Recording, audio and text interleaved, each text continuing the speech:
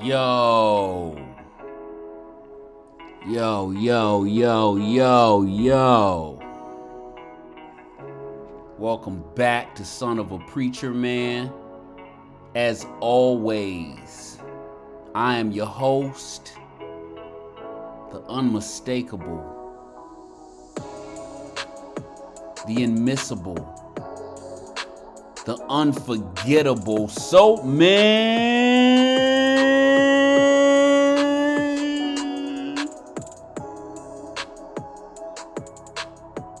Here to clean your mouth out with another episode.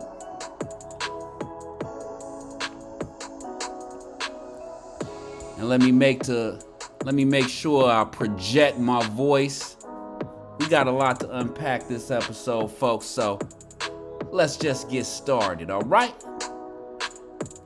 The children of Israel have moved to invade the land of Canaan.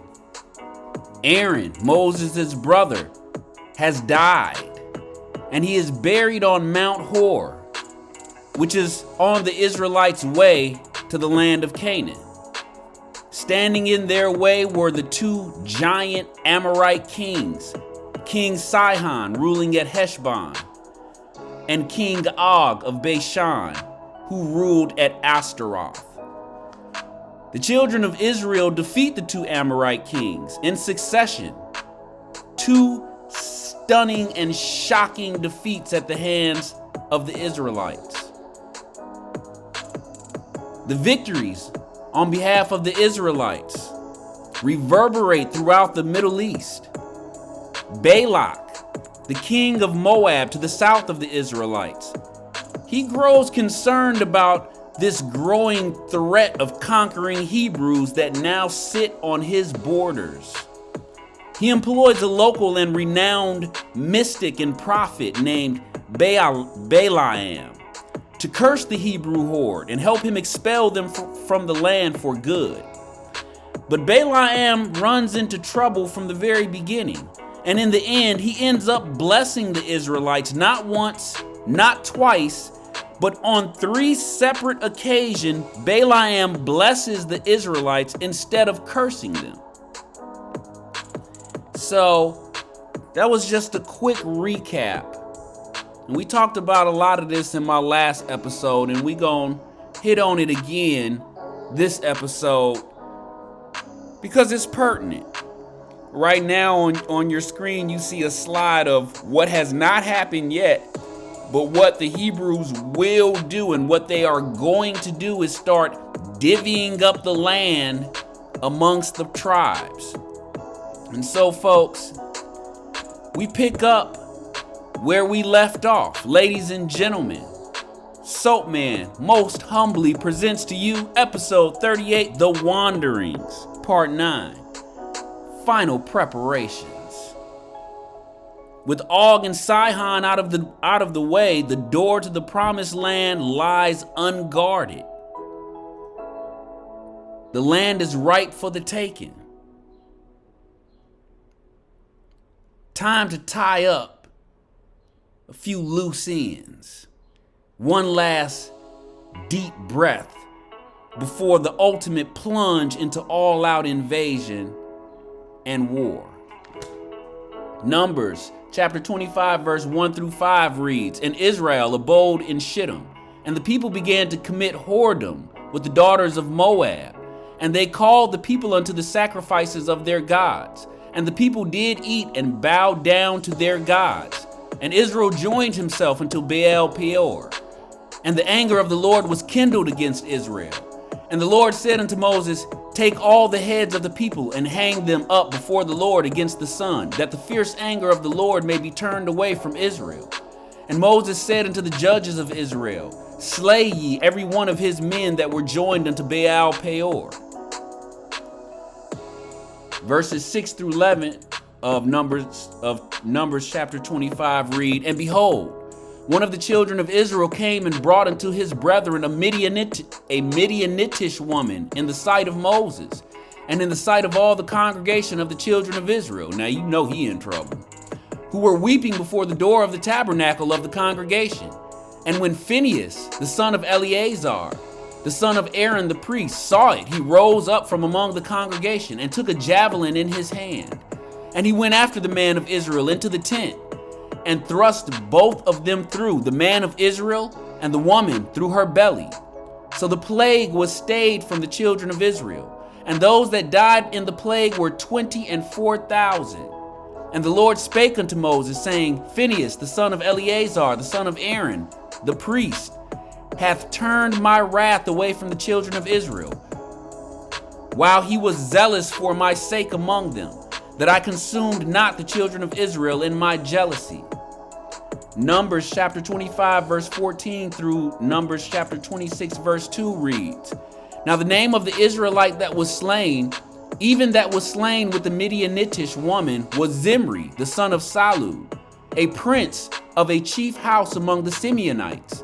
And the name of the Midianitish woman that was slain was Cosbi, the daughter of Zur. He was head over a people, and he was head over a people, and of a chief house in Midian.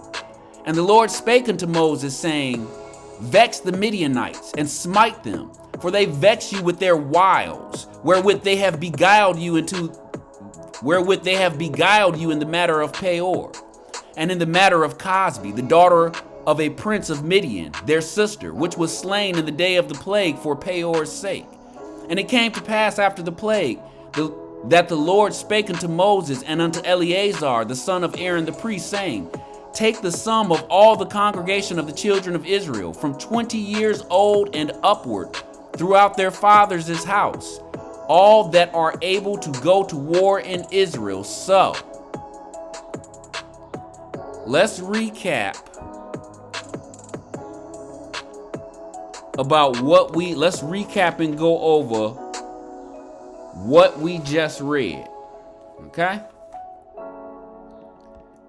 So, the children of Israel, they have just defeated Sihon and Og, the two Amorite kings that sat at the gate or the back door of the promised land, the land of Canaan. So Israel defeats these two giant Amorite kings in stunning and shocking defeats. The shock of the two giant kings' defeat reverberates throughout the land of the Middle East. Moab, to the south of the Israelite position, he employs I don't know whether you want to call Balaam a magician, a mystic, a prophet, but he employs Balaam to help him get rid of this Israelite congregation on his borders. Balaam fails to do so. He curses the Israelites instead of blessing them. So the Israelite armies, they're already set to invade when pieces of or chunks of the congregation start to break off and commit idol worship. According to the Bible, they are influenced to do so by what the Bible says, the daughters of Moab. Then the Bible goes further and says that there's a problem with one of the chief princes in the congregation. He has taken a Midianitish woman and brought her in the holy tabernacle. And he and the woman are slain because of this by Phinehas, the grandson of Aaron, Moses' brother. And so God says to Moses, attack the Midianites. Now, if you're reading this for the first time, this may be a little confusing, and you may say to yourself, well, why is Moses picking on the Midianites? Because of this one woman. And if you really want to get technical, how can Moses trip when his wife Zipporah is a Midianite? She is a Midianitish woman. Now, if that ain't the pot calling the kettle black, I don't know what is. So we gonna dig into this a little deeper and see what's going on. But right now, what the Bible is telling us is you had this failed plot by King Balak of Moab and his mercenary for higher prophet Balaam. They failed to effectively curse the Israelite congregation, and Balaam ends up blessing them instead. So then all of a sudden you have pieces or large swaths of the congregation breaking off worshiping the gods of Moab, and they are influenced by these women of Moab. And it seems that even the women of Midianite are attractive and luring to the Israelite congregation also. So they're being lured away and they're being, siphoned away to commit these sins against their God by worshiping the gods of these other nations. And they're being influenced to do so by the women of these foreign nations, the women of Moab and the women of Midian. So God tells Moses, smite the Midianites, attack them, and punish them for meddling in your affairs. So the children of Israel have conquered the backyard of the promised land. They're just about ready to invade when they begin to have some problems, as I just alluded to. A nagging thorn in Moses' side. Some of the children of Israel have been seduced and lured into worshiping other gods, first by the daughters of Moab and then by the daughters of Midian, provoking God to anger. Also, a plague ensues. It costs Moses 24,000 troops. The Israelites are getting ready to invade the land of Canaan. They don't have time for these distractions. But how did it get to this point? Why does Moses even care about Moab and Midian? The reason is because Moses wants his armies concentrating on the enemies in front of him. He is a general. He is a military commander. He understands military strategy. He doesn't want to worry about enemies flanking the Israelites from behind. And what of Balaam and Balak? They were just plotting and conspiring to curse the Israelite congregation. They had a failed coup like January 6th. It was a failed attempt on their part to sabotage the Israelite congregation. And now all of a sudden, you have the women of Moab and Midian luring members of the congregation to worship false gods. Could Balak and Balaam have something to do with this? That's what I'm getting at. Because Balaam is a Midianite. And this woman Cosby is the Midianitish woman that the high chief Zimri, the high prince of Israel, of the Israelite congregation, Zimri, brought this Midianitish woman Cosby into the tabernacle, into the tent, and was killed for it. And Balaam is a Midianite. Is there a connection there? And what of King Balak? King Balak is the king of Moab. And the Bible says it was the daughters of Moab who lured members of the Israelite congregation away to worship false gods. So is there a connection there? Is it pure coincidence, or is there an intentional connection there? Is it merely a coincidence that the nations of the two individuals who set out to curse Israel now distract and delay the mission of the Israelites? That's my question.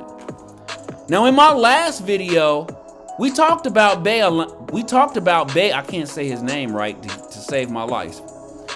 In my last video, we talked about Balaam, a prophet and a mystic.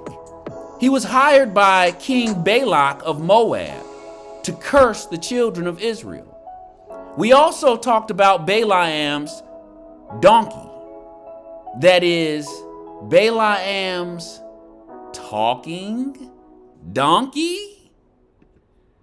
We discussed how Balaam began having troubles as soon as he was approached by King Balak's messengers. He has this weird dream where his donkey talks and he is visited by an angel of the Lord. And the angel of the Lord tells Balaam in his dream, look, go with King Balak's men. Only do exactly as I tell you to do and say exactly what I tell you to say. Now, before we go any further, for those of you who didn't see last episode, we also determined that Balaam was in fact dreaming when his donkey talked, as donkeys do not actually talk. So Balak, king of Moab, hires Balaam to curse the children of Israel. Numbers chapter 23, verse 25 through Numbers chapter 24, verse 5 read this. And we're going to pick up in the middle of this ordeal between King Balak of Moab and the mercenary prophet Balaam, because it's a long drawn out story and I don't want to read the whole thing, okay? So where we pick up at, Balaam, the prophet, has already met with King Balak, and King Balak has taken him up to this mountain to where they can see the entire Israeli horde from the top of this mountain. And King Balak says, okay, this is a good spot for you to curse them. And so Balaam sets up and gets all ready to curse the Israelite congregation, but instead of cursing them, he blesses them. And so Balak says, okay, now I don't know what your deal is. I don't know what your problem is. You know, you must be stupefied or something. That is not what I called you up here to do. Let's try it again. And that's where we pick up. That's where we pick up at in Numbers chapter 23, verse 25 through Numbers chapter 24, verse 5. And it reads, and Balak said to Balaam, this is at the end of Balaam blessing the Israelites instead of cursing them. I'm not sure if this is the first time or the second time he's pulled this stunt where he blesses the Israelite congregation instead of cursing them. But we pick up right after he blesses them instead of curses them. And Balak says, and Balak said unto Balaam, neither curse them at all, nor bless them at all. What he's saying is, look, dude, I told you to curse them. If you can't do that, then don't do nothing. Don't bless them. Don't curse them. Don't do nothing.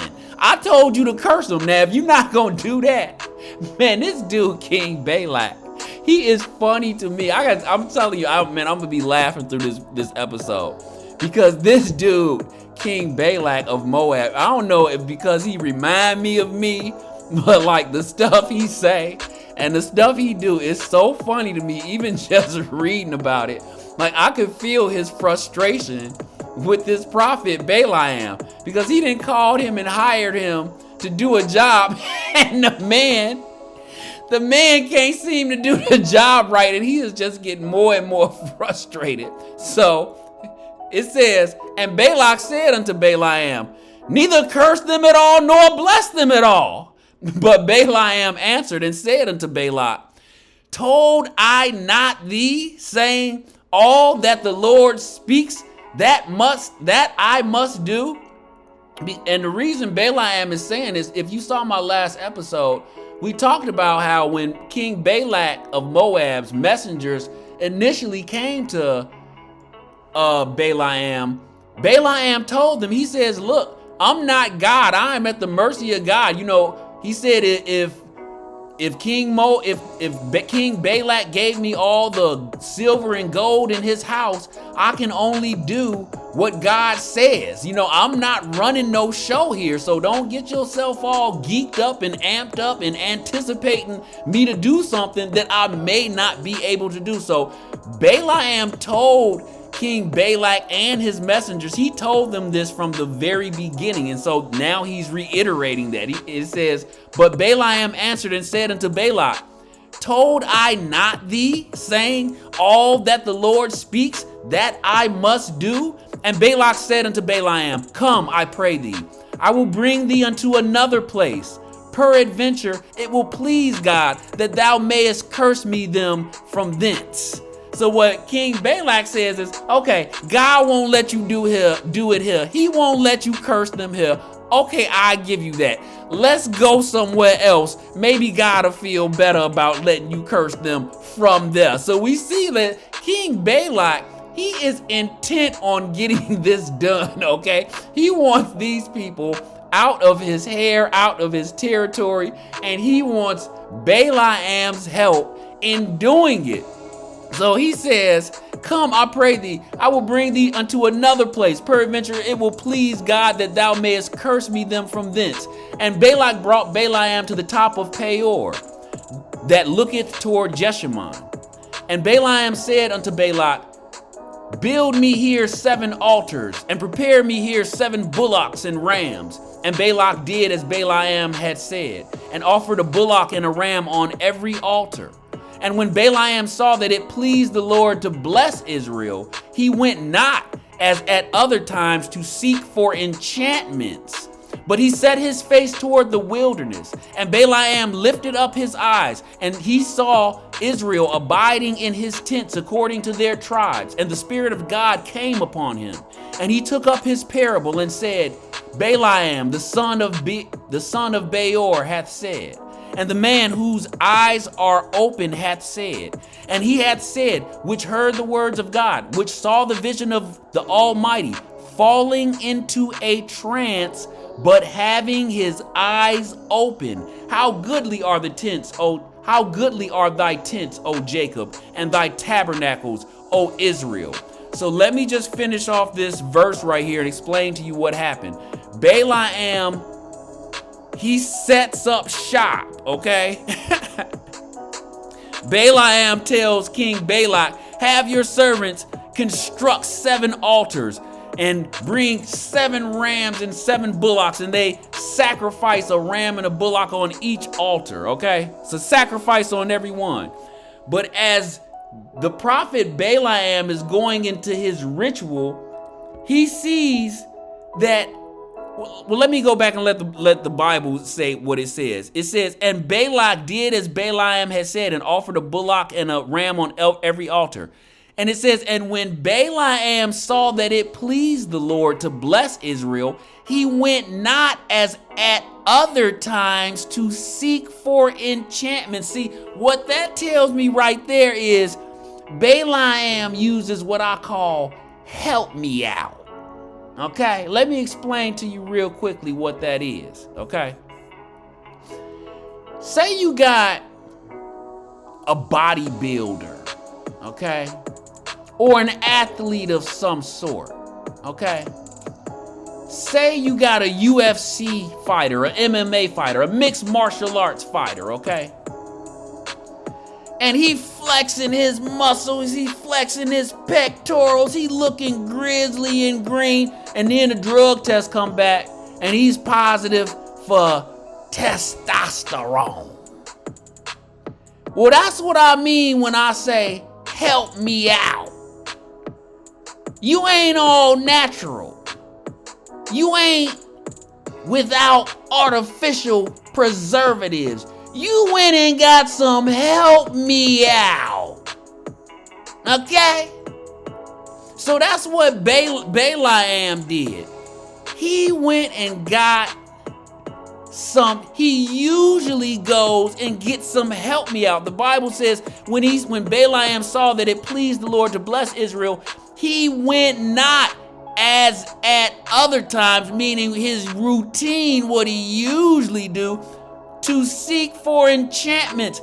Help me out. Enchantments are help me out. Your little smoke, your smoke and mirrors, your potions, your clocks, your timepieces, your pendulums, okay? Your eye of newt, your bat wing broth. Help me out. But see, this time there was no need for any of that because it was obvious what God's will was. God was his help me out. It says in Balaam translation, what it's saying is instead of cursing the Israelite congregation, he blesses them. He tells King Balak to set up shop as he did before, but once again, instead of cursing Israel, he blesses them. And he does this on 3 separate occasions. And he warned King Balak ahead of time that this could possibly happen. This was one of the possible outcomes. Balaam, look, he wants to help King Balak. He wants to curse the children of Israel. Hell, he wants to get paid. He has every intention of cursing Israel and would if it were only up to him. Numbers chapter 24 verse 9 through 14 reads, and this is Balaam he's just now finishing up his blessing instead of cursing them. And that's where we join him in Numbers chapter 20 verse 9 through 14. And it reads, blessed is he that blesseth thee, and cursed is he that curseth thee. And Balak's anger was kindled against Balaam, and he smote his hands together. I'm sorry, yo, I can only... It said he smote his hands together. I can just do, can you see it? I can see it. Be wise. I can see you doing something like this. He's so frustrated with this dude. He like, I don't believe this dude just did it again. He like, he smote his hands. He clapped his hands together. He like, this dude is unbelievable. It says, this is Balaam finishing up his blessing. He's supposed to be cursing him. And we just gonna jump right in where he's finishing up blessing the Israelite congregation. He says, blessed is he. And one more other thing to note. Balaam specifies that when he goes into a trance or when he has this vision, remember we've said plenty of times before, when God speaks to a prophet, he does it through a vision or a dream. This is more evidence that what the Bible says is true. How God communicates with us was one of my earlier episodes, and we talked about how God only communicates with prophets, and the way he communicates with them is through visions or dreams. And Balaam's vision or dream is another example of that. And Balaam lets you know, he specifies that when I fall into this trance is another word for vision, because when you fall into a trance, that's what you have visions. He says, when I fall into this trance, my eyes are open. So that lets you know that a vision or a dream does not have to mean you are sleeping. It can be a waking vision, a waking trance, a waking dream, or you can be asleep. It doesn't matter. So it says, blessed is he that blesseth thee, and cursed is he that curseth thee.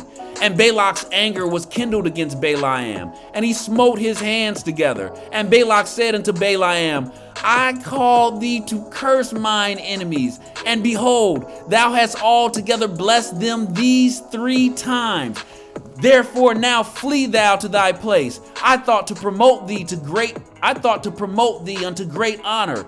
But lo, the Lord hath kept thee back from honor. And Balaam said unto Balak, spake I not also to thy messengers which thou sentest unto me, saying, if Balak would give me his house full of silver and gold, I cannot go beyond the commandment of the Lord, to do either good or bad of mine own mind. But what the Lord saith, that will I speak. And now, behold, I go unto my people.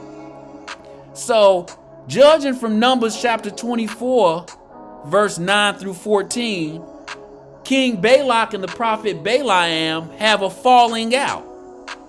And they go their separate ways. At least that's how it seems. This passage, it kills me because it describes King Balak's frustration with Balaam. The Bible says he's so angry he claps his hands together. But Balaam reminds Balak that he was warned about how this he was warned about the potential outcome of this mission. So it seems like this is over and done with, right? King Balak and Balaam, they fail. And so it seems like they're out of the picture. And that's the end of that story, and move on to the next chapter. Here's the really interesting thing about the character Balaam. He isn't just some fictional character, some villain in a bedtime story. Balaam was a real person, and he was quite famous in his day. And not only that, there is scientific and archaeological evidence to back it up. One of the things I like to do on my channel is bring these biblical stories and biblical characters to life, to put a real face to the text. There are several writings and ancient texts that mention the name Balaam. Now you could argue, so man, look, Moses wasn't the only dude named Moses back in his day, and Balaam wasn't the only dude named Balaam back in his day. So how can you say that this text or these ancient writings that have the name Balaam are the same Balaam of the Bible? Good point. Okay?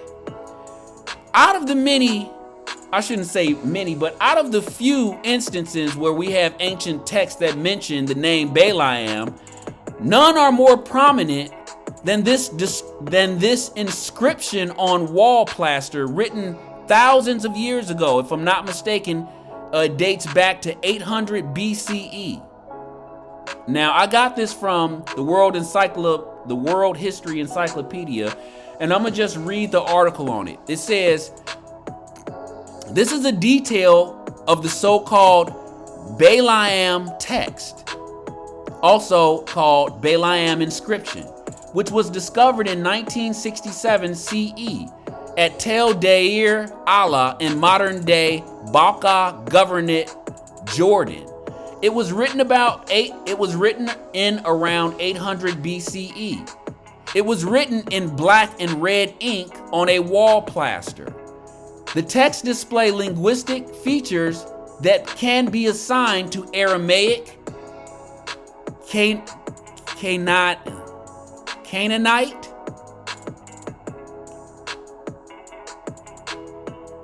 Canaanite is how it should be pronounced, Ammonite, and other subgroups in the Northwest Semitic family. So it's written in a Semitic language. The dominant character, however, is in Aramaic. And this text is the longest known Aramaic evidence in the southern Levant. Although the text does not mention any specific historical personalities or events, it is still historically and religiously important. The main figure, Balaam ben Beor, and what that means is Balaam ben means son of Beor. And that is the Balaam of the Bible. The Bible literally calls Balaam the son of Beor from Peor, or from wherever he was from. It says who his daddy was and what block they stayed on. So there is without a shadow of a doubt that this inscription on this wall plaster in Jordan is speaking of the biblical Balaam that we just talked about in the last episode. So it says the main figure Balaam ben Beor conveys a prophecy of misery on his people as a punishment for disobeying the gods. Balaam is also mentioned in the Old Testament by the same name, but the historical context of the biblical narrative is centuries earlier. The text also mentions a number of deities such as El, the supreme god, Shagar, a fertility god, the council of the gods, and Shadayin. Additionally, this text is the earliest reference to the role of seer in the Northwest Semitic literature, although earlier Mesopotamian documents and the Old Testament mention them. The discovery of this text at a place close to where the conflict between the Israelites and the Moabites supposedly happened indicates that the story of this seer was part of a local tradition. It indicates that the story is true.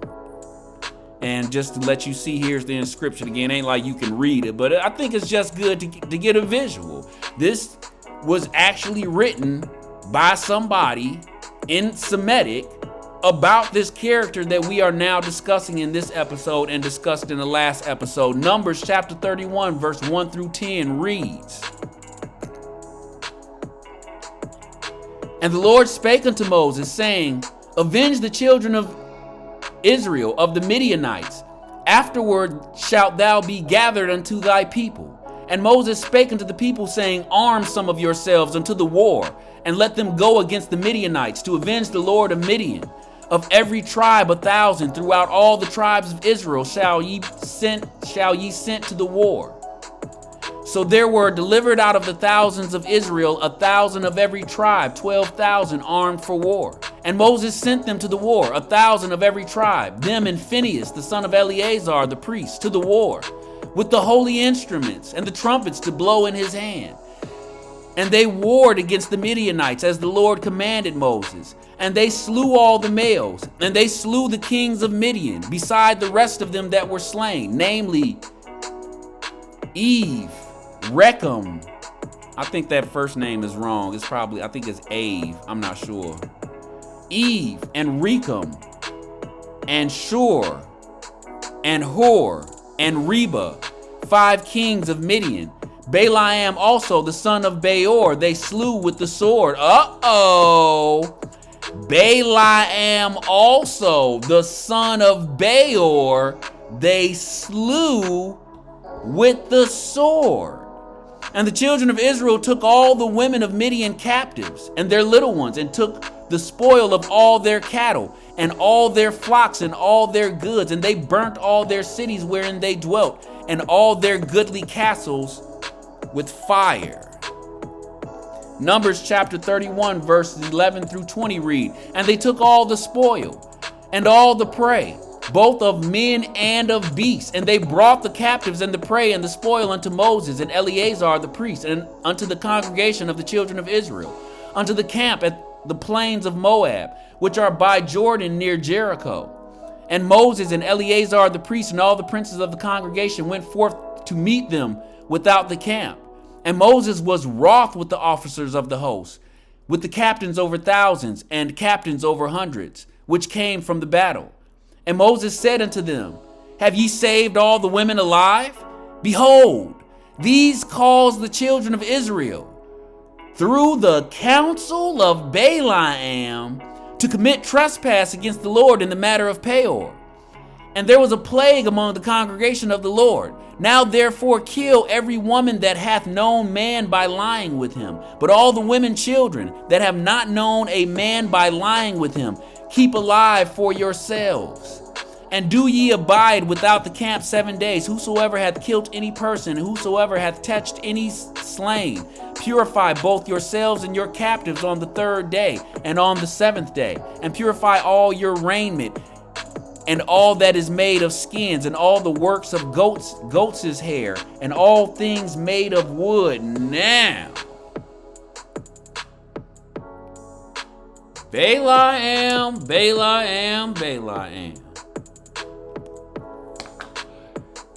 You sneaky little devil, you.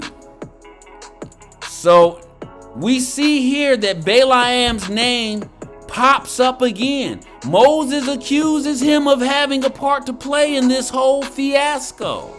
He accuses him of being the culprit. Let's read it again. And it says, And Moses was wroth with the officers of the host, with the captains over thousands and captains over hundreds, which came from the battle. And Moses said unto them, Have ye saved all the women alive? Behold, these caused the children of Israel through the counsel of Balaam to commit trespass against the Lord in the matter of Peor. And he goes further on and it says, And there was a plague among the congregation, cost me 24,000 troops. Let me cut to the chase and explain to you what happened. King Balak of Moab sees a hostile conquering, invading Israelite horde on his borders.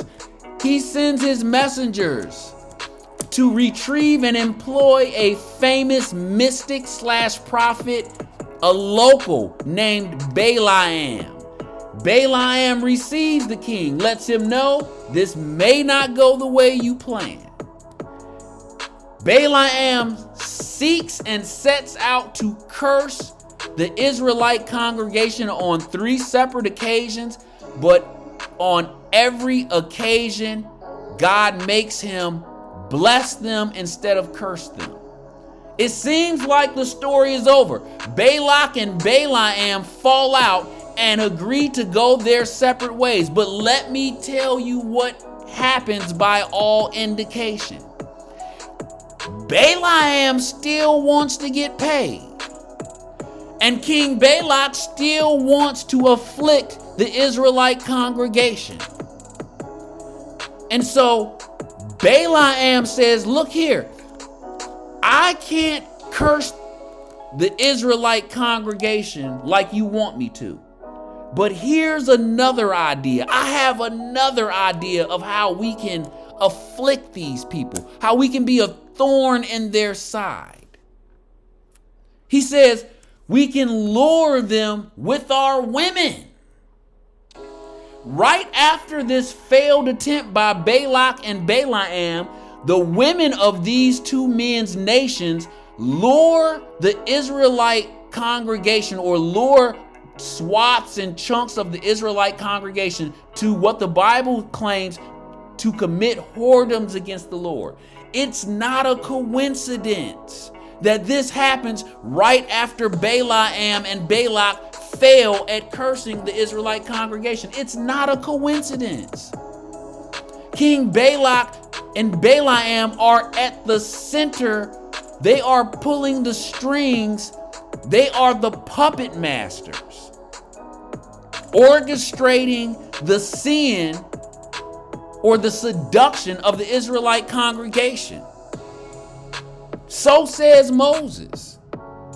And it is for that reason that God tells Moses, attack these Midianites. Balaam is a very peculiar individual indeed.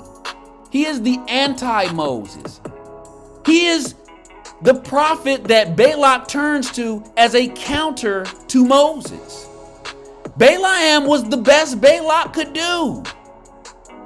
He was the best King Balak could do. King Balak went and got the best man available for the job. And Balaam is the real deal.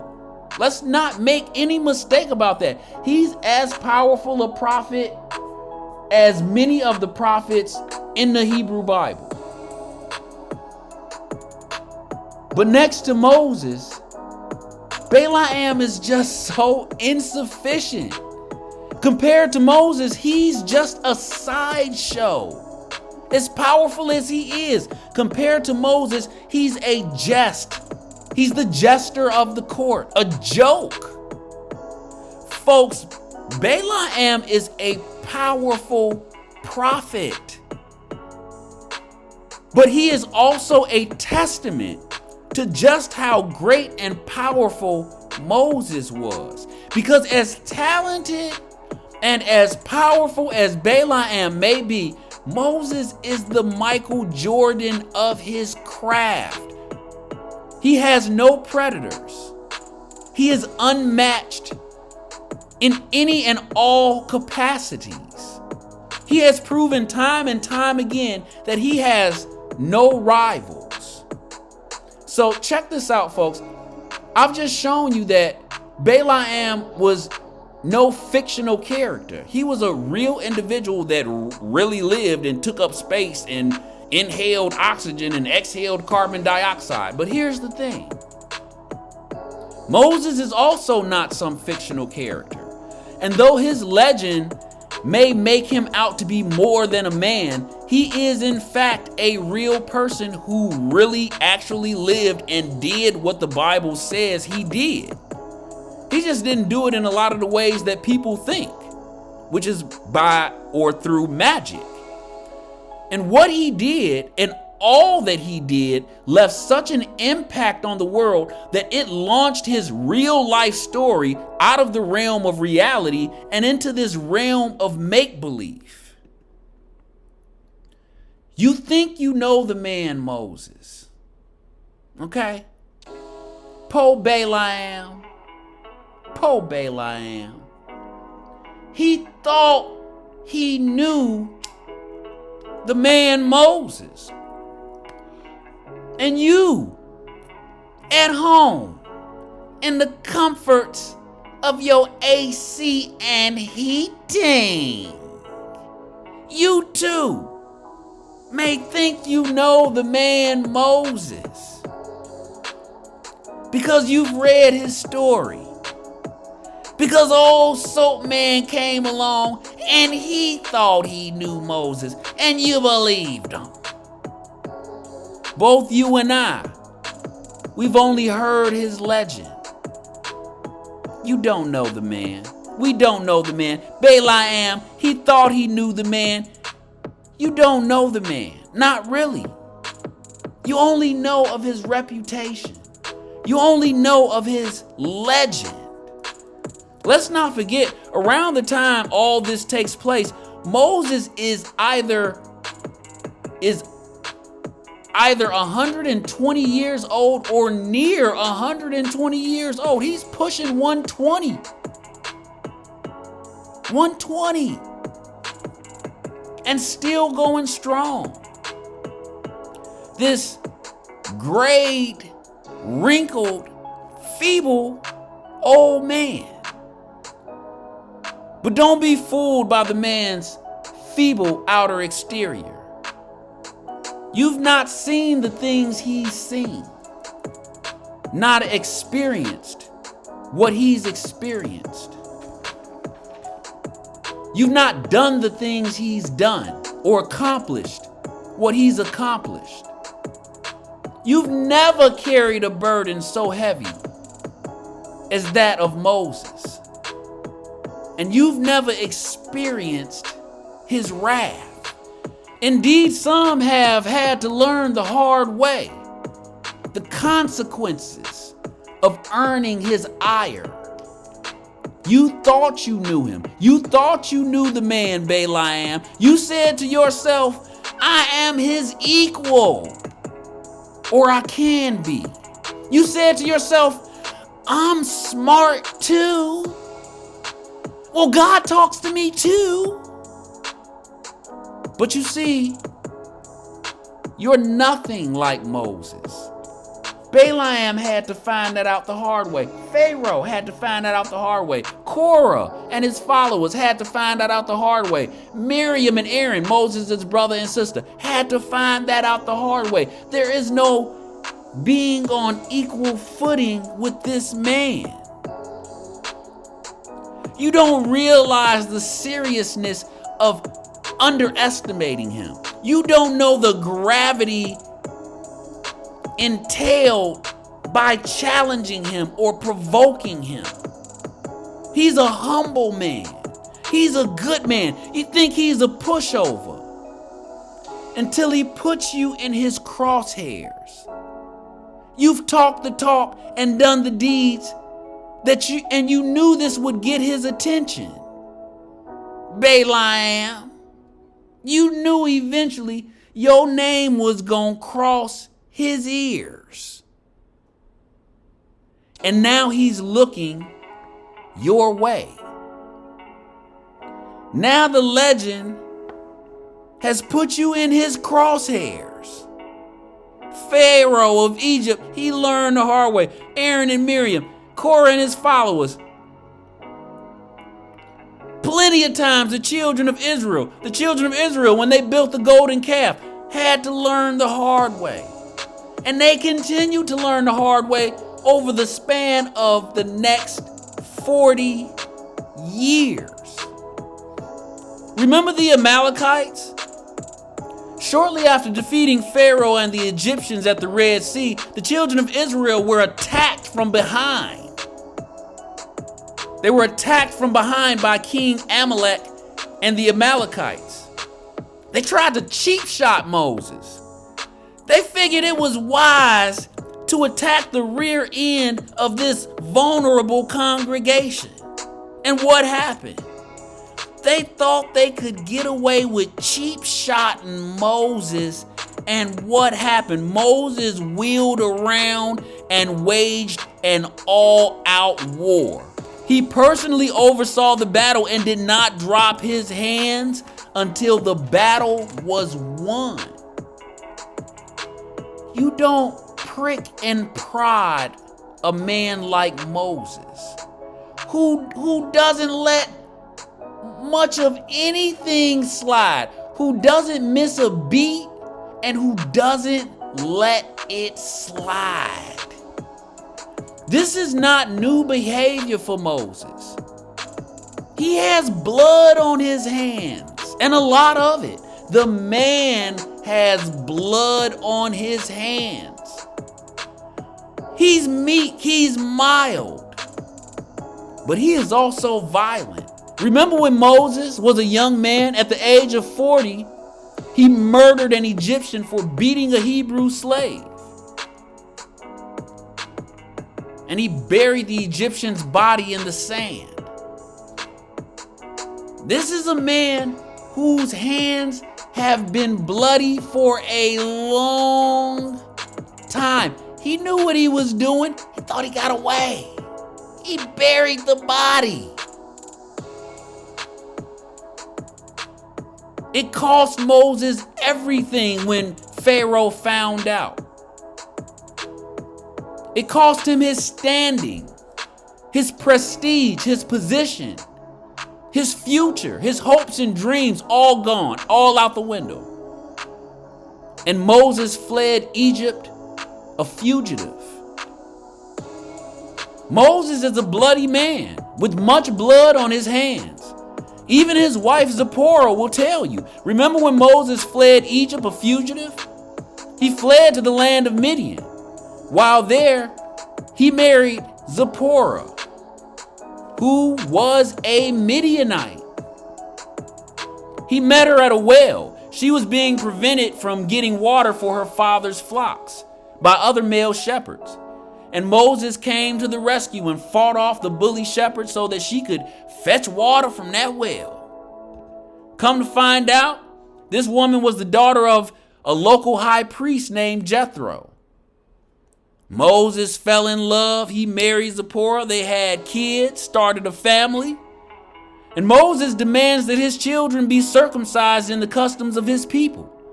And Moses will let nothing, I mean nothing, not even his beloved wife, come between him and serving his God. Exodus chapter 4, verse 24 through 26 reads, "And it came to pass by the way in the inn that the Lord met him and sought to kill him. Then Zipporah took a sharp stone and cut off the foreskin of her son and cast it at his feet and said, Surely a bloody husband art thou to me. So he let him go. And she said, A bloody husband thou art, because of the circumcision." So even Moses' wife will tell you he's a bloody man. And at this point, Zipporah doesn't even know the half of it. What Moses is capable of. And all the blood that will be spilled in the wars to come. She has no clue. Well, maybe she does. I'm not sure. She was his wife. I don't know what he told her in their private conversations. Or ask his wife. Ask his first wife, the African Nubian princess. Moses married her out of convenience to win a war against her people. This man is shrewd. This man is prudent. This man is calculating. Do not let this be missed. This man is a genius. Everything Moses has done, he has done in service of and in order to further his cause, or rather, God's cause. The man Moses, he's been through a lot. The road he's traveled has been long, hard and plagued by one peril after another. His burden is great and has been so since his birth. He's an old man now. God has told him to deal with the Midianites and to get his house and affairs in order so that he may be gathered unto his fathers, as his brother was. What that means, folks, is it is time for Moses to die. Time to tie up all loose ends, make all final preparations. God says, handle your business, because it's time to die.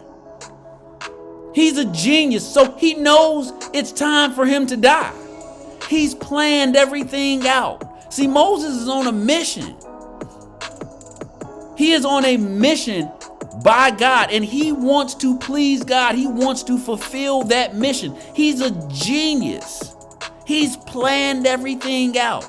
Now, not everything has went as planned, but for the most part, everything has went as planned. And now he's got this last minute distraction. Ain't that just how life is?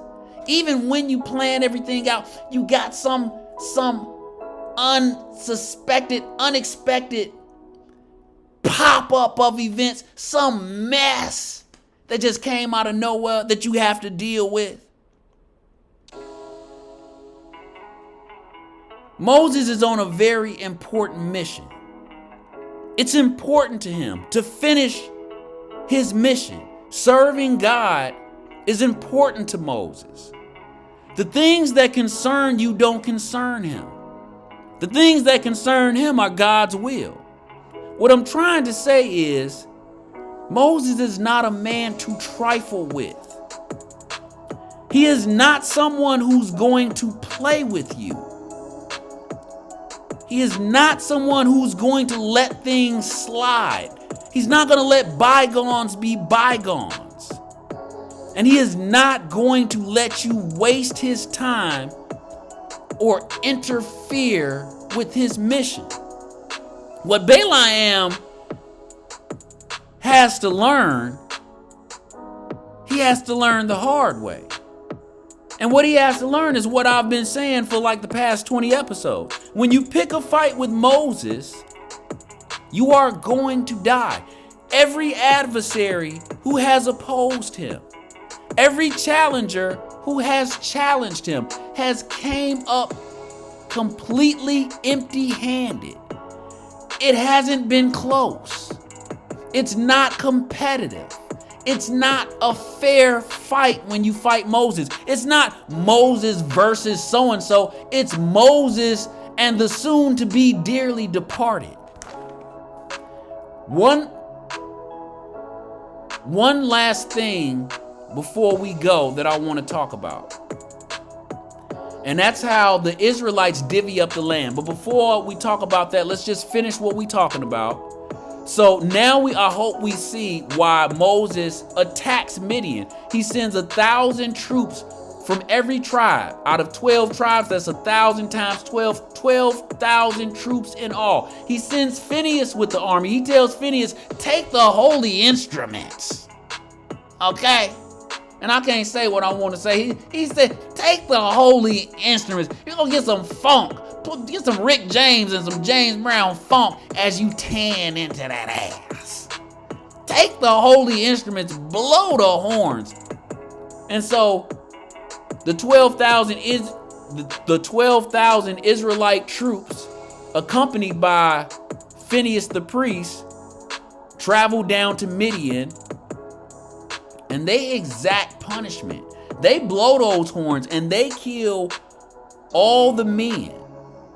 They kill the children.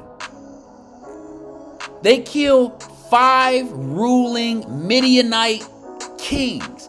Folks, that's not hard to do. This is Midianite territory. The Midianites are closely related to the Israelites. They're no punks. Don't think these desert dwellers are dwelling in tents are helpless. To this day, these Bedouin tribes are some of the most dangerous clans and armies in the Middle East. This is not a lopsided battle. The Midianites are no punks by any stretch. But the 1,000 troops from each tribe, they go down and they handle their business. They wipe the Midianites out, destroy 5 kings of Midian, take all their stuff, bring back the spoil. And when they get home, they feel Moses' wrath. He tells them, kill all the women who have laid with the man. Keep the young virgin women for yourselves. And if you have killed a man or slain a man, you need to stay outside the congregation for 7 days, washing yourself on the 3rd or 4th. I'm not sure. I can't remember. I think it's the 3rd and 7th day. So Moses has specific guidelines and rules and instructions for everything that they do, it seems like. And so they defeat the Midianites and they punish them for meddling in their affairs. And they return back to Moses for instructions.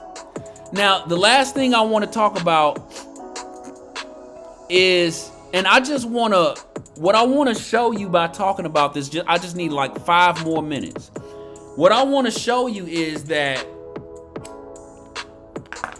this isn't some unified congregation of Israelites.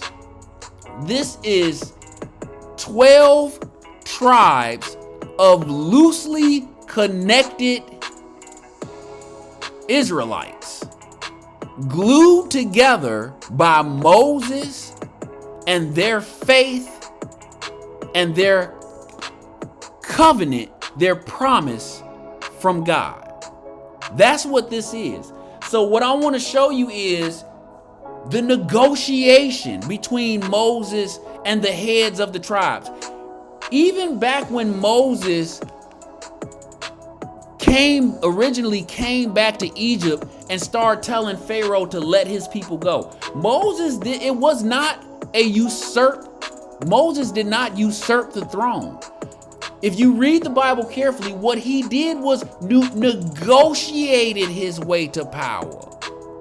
And he has been ruling / negotiating with these people since they left. See, understand, there was a ruling class of Hebrews in northern Egypt before Moses came back. A lot of these people that Moses convinced to leave with him were of noble blood. A lot of them, they were also prophets. They were kings. They were princes. Some of these people, had they not left Egypt, would have been kings in northern Egypt, or what's called Lower Egypt in the north.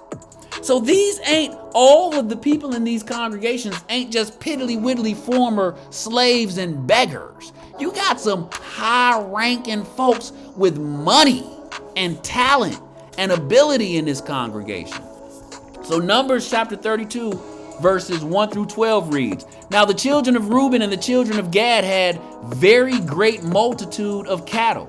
And when they saw the land of Yazer and the land of Gilead, that behold, the place was a place for cattle, the children of Gad and the children of Reuben came and spake unto Moses, and to Eleazar the priest, and unto the princes of the congregation, saying, Ataroth, and Dibon, and Yazer, and Nimrah, and Heshbon, and Elealah, and Shebam, and Nebo, and Baon, even the country which the Lord smote before the congregation of Israel, is a land for cattle, and thy servants have cattle.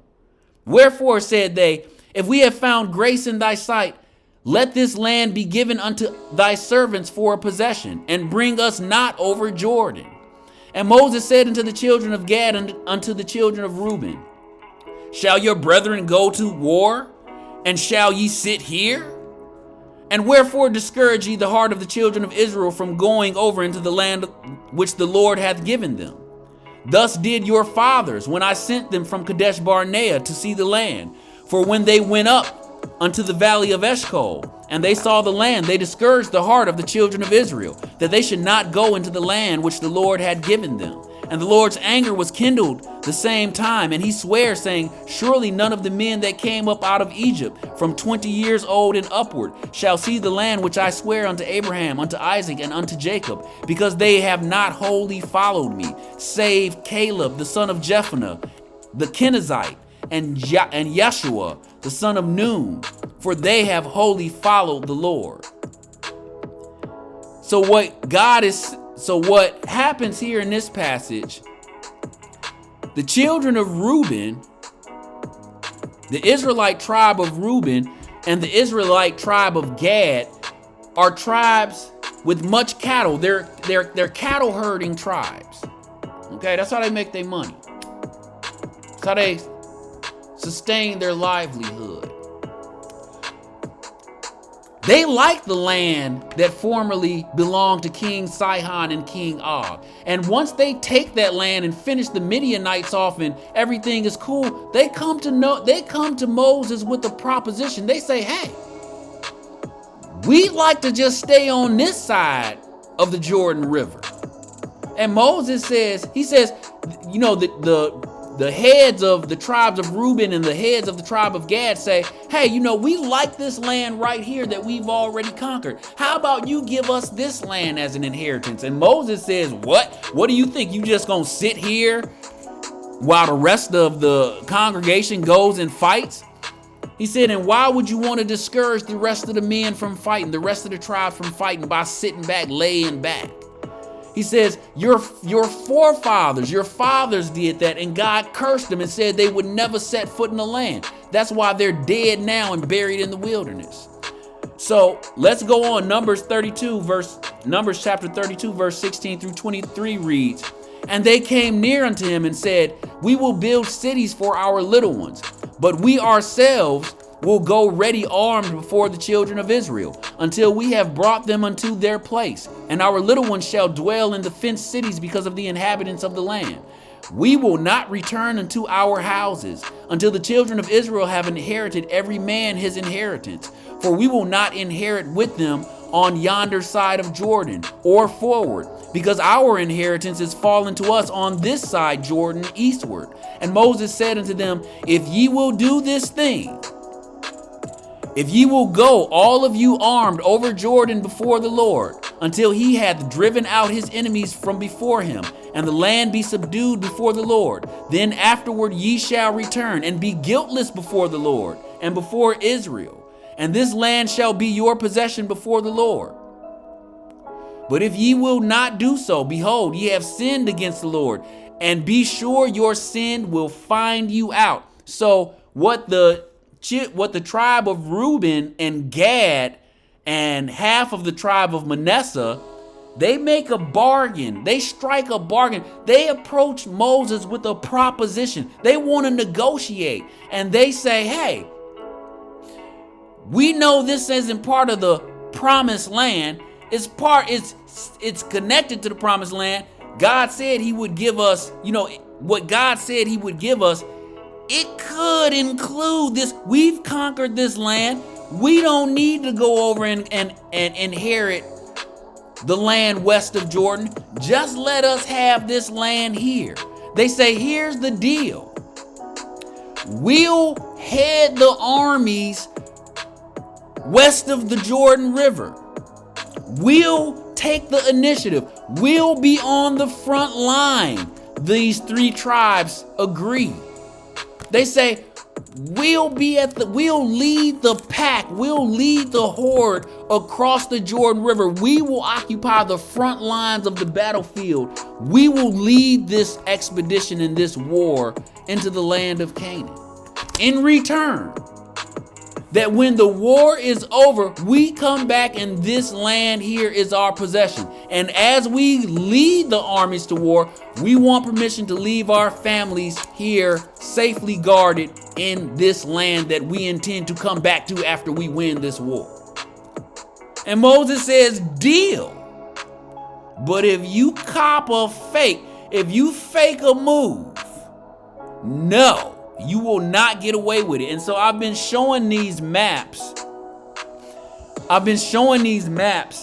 Of how they're going to divvy up the land. They hadn't quite yet divvied up the land yet. By the end of this episode, the land is going to look, the land that was formerly the kingdom of the Amorites, this area called the Land of Giants. This is what it's going to look like after it's divvied up between the tribes of Reuben, the tribes of Gad, and half of the tribe of Manasseh. Why only half of the tribe of Manasseh?